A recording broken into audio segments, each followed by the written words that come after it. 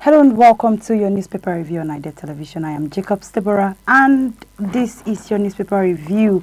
It's a beautiful morning to be explaining some headlines to you and to be having this conversation with all our viewers out there. So even if you're on your way to work or you're already at work, do well to listen. Thank you for joining us. Now the first newspaper I'll be diving into is the Punch newspaper front page. And on the Punch newspaper front page, we see that mass abduction returns as 145 missing in 4 days in page 2. That's a sad story. Now looking above the Punch icon, we see that 2024 capital project shall 2026 budget stalls 2026 budget plan, pardon me, in page 33 of that newspaper. And in that same page, we see that inflation hits 3 years low at 16.05%. Also beside it in page 40, we see that PDP headquarters shut down. Makinde Wike factions hold rival NEC sections today.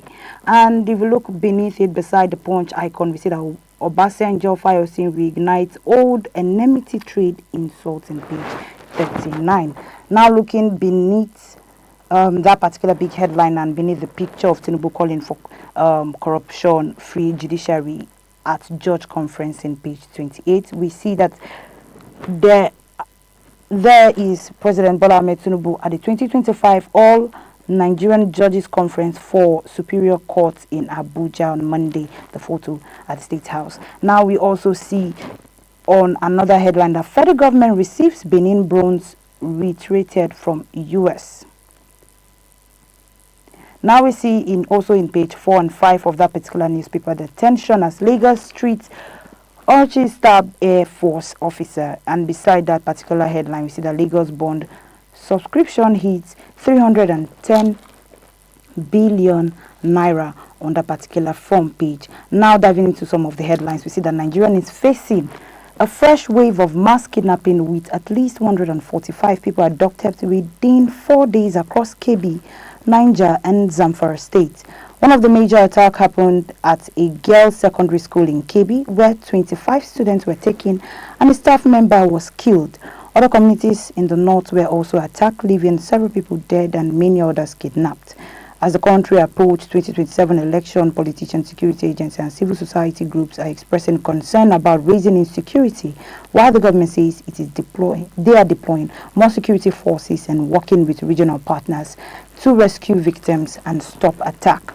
Now we see that this renewed kidnapping in the country has deepened public fear and destabilized community and forced many families to flee their homes. Schools are affected, areas are becoming unsafe, which threatens children's education and the confidence of parents sending their children to school. This attack has also worsened political tension, with opposition parties accusing the government of failing to protect its citizens of the country, while the government defend and defect this particular statement by the opposition party.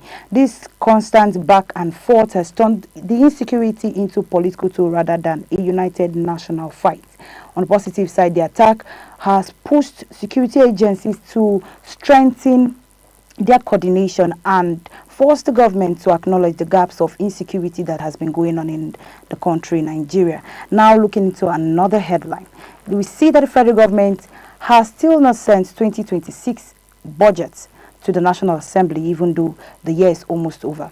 Because of this delay, nobody knows the government's plan to spend the money for next year. Officials say that they are still preparing the budget because 2024 budget was carried over into 2025, which messed up their timetable. Many projects from 2024 and 2025 have not started because the payment system used by ministries have been locked for months. Economists say that this delay is slowing development in the country and confusing investors around the country, also outside the country, breaking into a normal January-December budget cycle that Nigeria recently achieved. Now, this has caused a delay and most created problems in the country because the government projects have stopped, contractors and workers that are not being paid on time, and also deepened federal money cannot plan and plan of federal money properly. Pardon me. This has reduced the trust of the government and made investors unsure of whether or whether not to invest in the country. And we see that several things has caused this delay. The first on the list of the things that has caused this delay is that is mentioned in that particular news is that the 2024 budget has moved into some of the 2025, and which has disrupted the normal schedule of that particular budget planning. And second on the line, we see that approval of spending has been locked since the month of May. So ministries cannot send their plans and also get funds. This third on the list is unfinished projects of previous years. The government must decide which one to continue and which one to cancel. Fourth on the list is the tax reform that has made it hard to estimate how much money the government will have for 2026. Lastly is the election coming on 2027. Political pressures are affecting the budget is being planned. Now, in another particular headline, on that particular front page, we see that former President Olusegun Obasanjo and former Ekiti Governor Ayodele Fayose has restarted their long-standing fight, and Fayose, as we see that Fayose insulted Obasanjo, an ex-president who attended his birthday celebration publicly and talked about their past problem. This issue goes back many years, starting from Obasanjo being president and the EFCC investigating Fayose over a poultry project. Obasanjo recalled that Fayose did not approach him directly to invite him for that particular birthday that happened or took place on Saturday, and Fayose sent emissaries, including former aviation minister Osita Chidoka, and to test the water of reconciliation. Obasanjo eventually agreed to attend, but used the opportunity to remind Fayose and his wife of the past offenses, emphasizing that there is a need for forgiveness and learning from mistake. In response, the former Ekiti governor Fayose on Monday launched a fresh attack of the former President Olusegun Obasanjo barely 48 hours after Obasanjo made the comment at his birthday. We'll be hearing some of the statements being made in that particular video. Last Saturday I was in Efalaye, and you remember we went to Efalaye to campaign, and one of their complaints was erosion. And we promised them, and we fulfilled.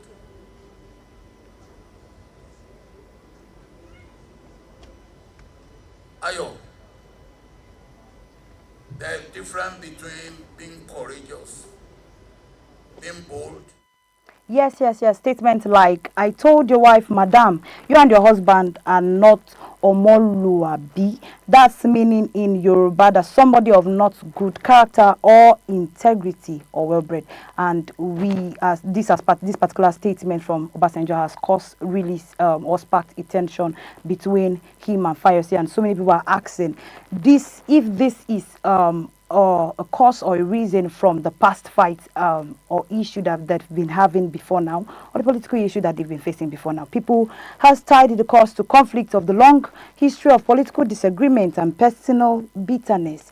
Allegedly, Obasanjo, who once supported Fayose but later turned against him during corruption investigation crisis led during the impeachment of Fayose in 2006. Fayose was since accused of power against him and being corrupt of himself, especially concerning the presidential library project. And after all of this stops to ask us, or we stop to ask ourselves, or citizens stop to ask themselves what it really is the issue, and if this is the way to actually solve that particular issue. Now, moving to another headline on that newspaper, a sad one also. We see that a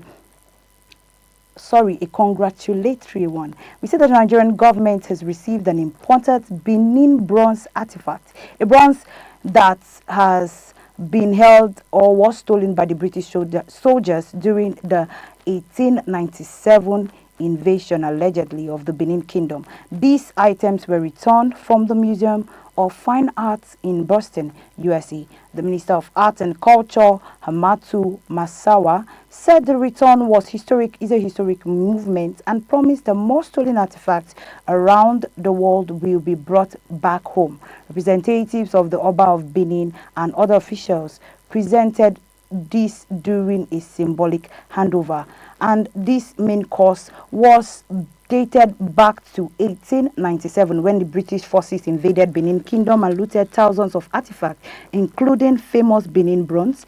These items were later sold and scattered across the museums in Europe and America. For many years, Nigeria has been demanding their return.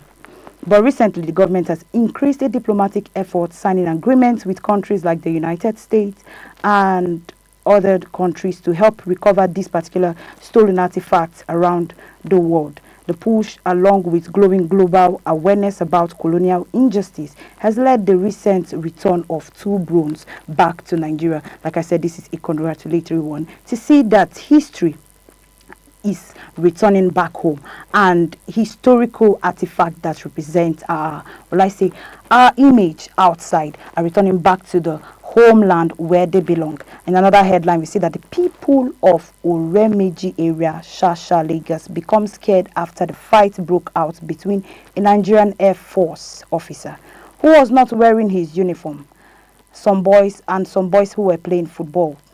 The situation started when the football hit the officer and he reacted angrily, beating the boy who kicked the ball. And when the crowd gathered, he brought out a knife and burst the ball and threatened the boys. A fight followed, and one of the boys stabbed him with the same knife. Many residents through the officer had died, and Air Force personnel later entered the community looking for the boy who stabbed him. This caused a serious panic amongst people around that particular area. This is a very sad one and an issue that we hope would be brought to proper justice or proper consideration. And we're moving next into the next newspaper for today. And the next newspaper for today is the Guardian newspaper front page, where we see that security fears deepens over schoolgirl adoption slaying general amid new assault in page 6 on the front page beneath the picture of egg and meat. We also see beside it that Obasanjo Fayose trade words over birthday fallout. That story we looked in the last newspaper front page and can be found in page 4 of this newspaper. And also in page 5 we see that media wordsmith Dan Agbase dies at 81 in as LNC and others mourn. That's condolence from us to the family of Agbase. Now looking beneath that particular story, we see that NIMC issues 124 million NINs as poor interagency relations store data harmonization in page 15 of that newspaper. We also see in page 13 that 16 Taraba PDP lawmakers join APC ahead of the KEFAS. And we also see Wike military-led fund. Dauda insists on rule of law in page 2 of that particular newspaper. Above the picture we see and the big headline we see declining food price. FEMA Naira pull inflation to 15% national target in page 6 of that newspaper. Now moving to page 3 of that same newspaper, we see that mass defection, Undume predicts implosion of APC. And beside it in page 3, that same page, we see that genocide, US lawmakers allege Tinubu lying, protecting all his own interests. And also in that same page, PDP crisis may consume 2 governors, others as faction fix parallel meeting for today. Now we're moving into one of the headline story. We see that the Nigerian inflation rate has declined for the 7th consecutive month. The independent survey and economics model estimates that the headline inflation fell to around 16.35% in October 2025, down from 18.02% in September of this year. Analysts attribute that the inflation to improve food supply, relative stability in foreign exchange, that's forex, and market, as well as better security and smoother logistics. Now, Central Bank responses is that it has been responding to an ease inflation by considering monetary easing. In September, it has cut monetary policy rate MPR from 27.50% to 27% marketing at the first rate. And the reduction in 5-year analysts now expect that further cuts potentially to 26% is to stimulate economic growth and sustain the de-inflation trend. Now, currency and economic outlook of this particular headline states that the naira appreciated silently, closing 1,435 naira per dollar, supported by the rising forex reserve and healthy non-oil exports. Analysts project that the naira could end this year between 1,000 and 400 to 1,450 naira per dollar. Sustained forex stability, falling input costs, and deeper harvest season are expected to maintain low prices pressure and positive economic momentum. Now moving into another newspaper headline. We'll be diving into the Nation newspaper front page, where we see on the red column, Taraba Speaker, 16 lawmakers, ex-Kogi Governor Idris Wada defect APC in page 4 of that particular newspaper. And looking above the picture, the big headline, we see Tinubu orders manhunt for adopters, rescues 25 pupils that were kidnapped. The vice principal killed during the draw attack on KB Girls School, and well-being of them back, says the governor. We also see that there's a decline in inflation, raising hope of lower interest rates. CPI drops to 16.05 on that particular front page. Also looking beside the picture of Bola Ahmed Tinubu presenting to Duke of Edinburgh, we see that there's a faction head of shutdown at PDP Secretariat, different camp plans meeting for National Secretariat. And we also see that Turaki, Wike, Anyawu, others remain expelled. And now looking above the icon of the Nation newspaper, we see that Obasanjo Fayosi backs at war in page 3 of that newspaper, and Tinubu flows as journalism icon Agbese dies at 81 in page 30 of that newspaper. And in page 11, Wike and the Rule of Law by J.B. Daudu.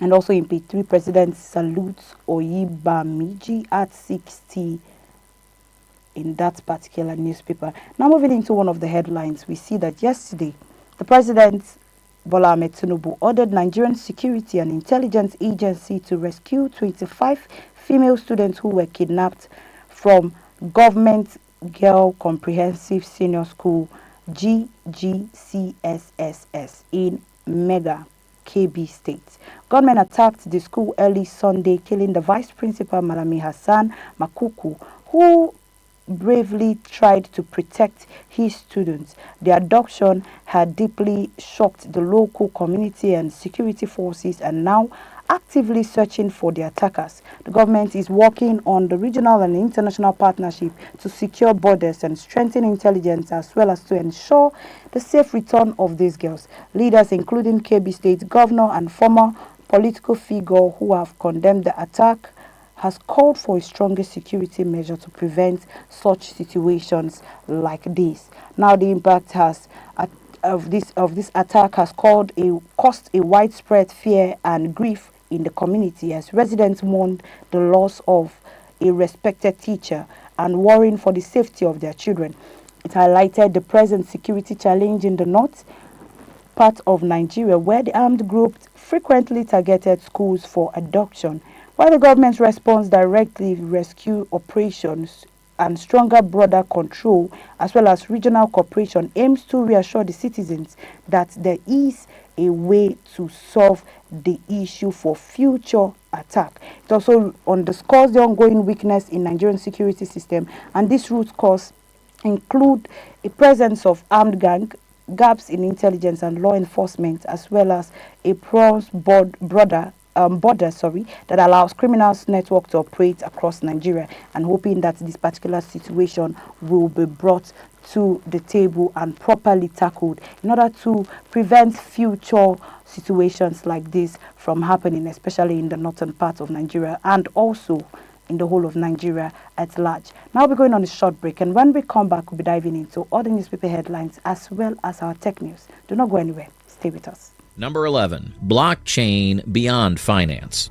Blockchain isn't just about cryptocurrency anymore. Governments and corporations are deploying it to verify supply chains, secure digital identities, and reduce fraud. The European Union has been piloting blockchain for cross-border customs and logistics, while IBM's Food Trust platform's being used by Walmart to track produce safety from farm to shelf. South Korea rolled out a blockchain-based digital ID for citizens, aiming to replace physical ID cards. Analysts at PwC estimate blockchain could add $1.7 trillion to the global economy by 2030, with most of that value outside of finance.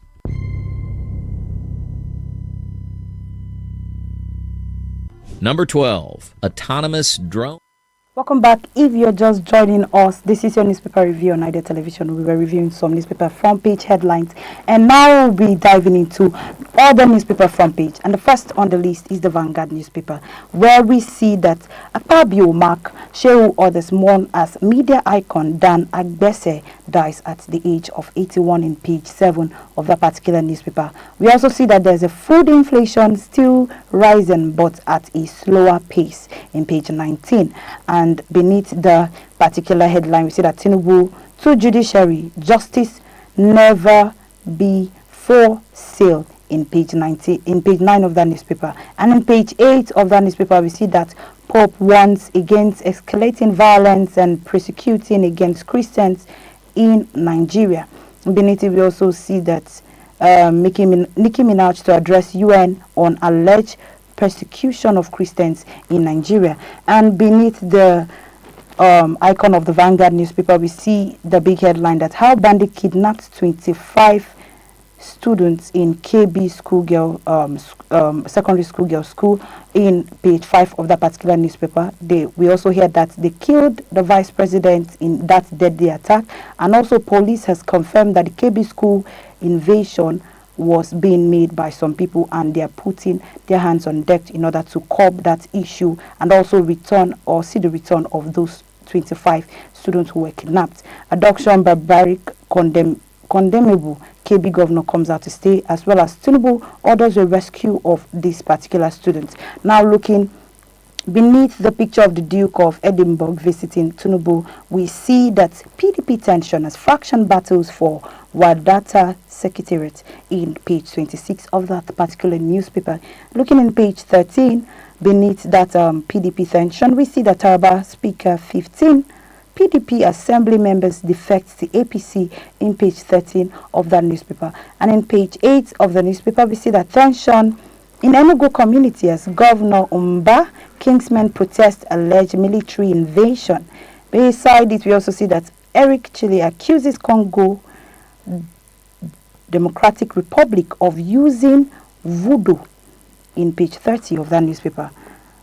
Now we're looking into another newspaper front page, and it's the New Telegraph newspaper front page, where we see that the third quarter of 2025, bank earned 224 billion via digital channels of that of the country. Now we also look at beneath the New Telegraph icon that Lagos 200 billion naira bond over subsidized by 55% as 14.8 billion naira green bond attacks 29.29 billion naira in page 6 of that newspaper. Also in page 30, seeing the picture of Fabura beside that headline, we see that Fabura River safer for business tourism, says enemies trying to portray states as bad light of the country. Now also in page 8, page 11 and page 15 of that same newspaper front page, we see that limited higher education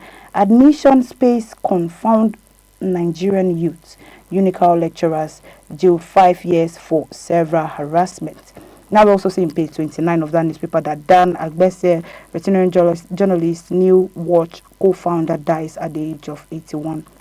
On that newspaper front page, looking down at the big headline, we see that trouble looms as PDP fraction prepares to take control of party secretariat in page 2 of that newspaper. Both camps scheduled NEC meeting for Abuja headquarters today.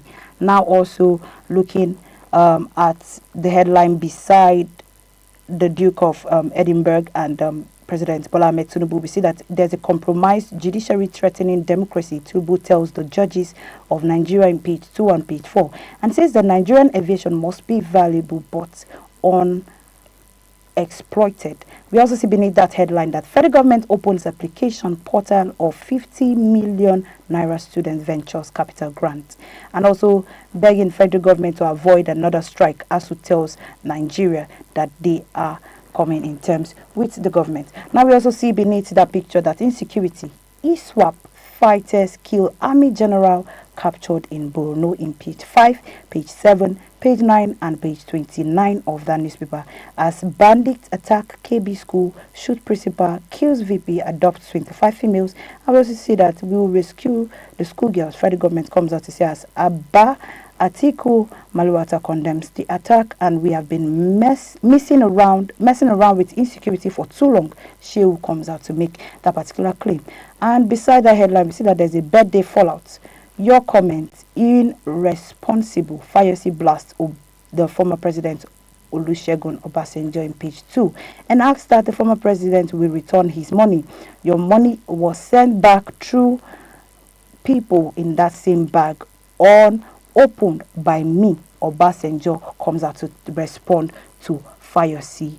And now we'll be looking into another newspaper front page, and it's the Daily Trust newspaper, where we see that the federal government inches towards inflation target in page 14 of that newspaper. Beside it, we see that Taraba Speaker 15 PDP lawmakers defect to APC. And we also see in page 7 the media veterinarian Dan Agbese dies at the age of 81. And the big headline, dozens of schoolgirls adopted in KB State. Now looking into another headline beneath the picture of the entrance of the government comprehensive school, girls school in that KB State, we see that make justice affordable and accessible to poor. Tinubu tells judges in page 6. And in that same page 6, we see that gunman kills brigade commander in Borno State. And in page 24, beside it, Cameroon opposition candidates declare self-president-elect. And also, we see in page 25 that 2 children dies as fire gun bullying in Rivers State. Now looking into one of the headlines on that particular newspaper, we see that Dan Agbese, a highly respected Nigerian journalist, editor and author, has passed away at the age of 81. He was well known for his leadership role in Nigerian newspapers such as the Nigerian Standard, New Nigerian newspaper, and the co-founder of New Search magazine, a pioneering investigative publication. Agbese also wrote the inflation book and column that helped shape modern Nigerian journalism. He survived by his wife, 6 children, and 7 grandchildren. The burial arrangements will be announced later in the week. Agbese's death marked a loss of major figure in Nigerian media, leaving behind a legacy of professionalism, mentorship, dedication to truth in journalism. His work has not only influenced journalism standards in Nigeria, but also inspired generations of reporters as well as writers beyond personal contribution. He has passed and highlighted the importance of nurturing a strong media institutions and mentorship, as well as the absence of creating gaps in guiding young journalists in preserving journalistic integrity in the country. That's a particular hero there who has died at the age of 81. Like I said before, our condolences to the family, and also we pray that his soul rest in peace. We'll be looking into another newspaper headline, and the last for today, which is the Blueprint newspaper front page, where we see that Sultan to federal government. Sultan increased budgetary allocation for education in page 10 of that newspaper. Beneath the blueprint icon, we see that celebrated communist Dan Agbese dies at the age of 81 in page 18 of that newspaper. And beside it in business, we see that Zenith Bank joins UBA, GT Bank in Kenya to Paramount Bank in page 20. And in sports, we see that AFCON recover lost glory. Tinubu tells Super Eagle in page 34. And the big headline, Go Rescue 25 KB college girls. Tinubu orders security agency. Police, military, vigilante begin manhunt. And Abbas Atiku and others condemn the adoption in page 6 and page 12 of that newspaper. And beside it on the blue colonies, we see that analysts react as Nigerian inflation drops to 16.05% in October.